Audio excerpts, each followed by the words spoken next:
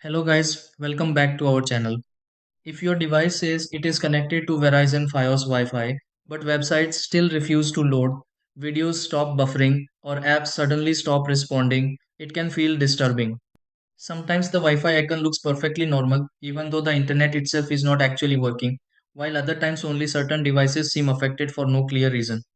A problem like this can happen because of router glitches, signal interruptions, account refresh issues, or settings that simply need a quick restart. Before assuming there is a major outage or something completely stopped working, there are few simple things worth checking because many internet issues can improve after quick adjustments. In this video, let's go through several easy steps to help fix Verizon Fios Wi-Fi connected but no internet. Try these. Step 1. Restart the Verizon Fios router if Wi-Fi stays connected without internet access.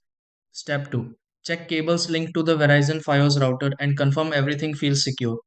Step 3. Disconnect and reconnect your device to the Verizon Fios Wi-Fi network. Step 4. Wait briefly while the Verizon Fios router refreshes connection signals. Step 5. Test different apps using the Verizon Fios internet connection to confirm the issue continues. Step 6. Recheck the Verizon Fios router and confirm internet access begins working normally again.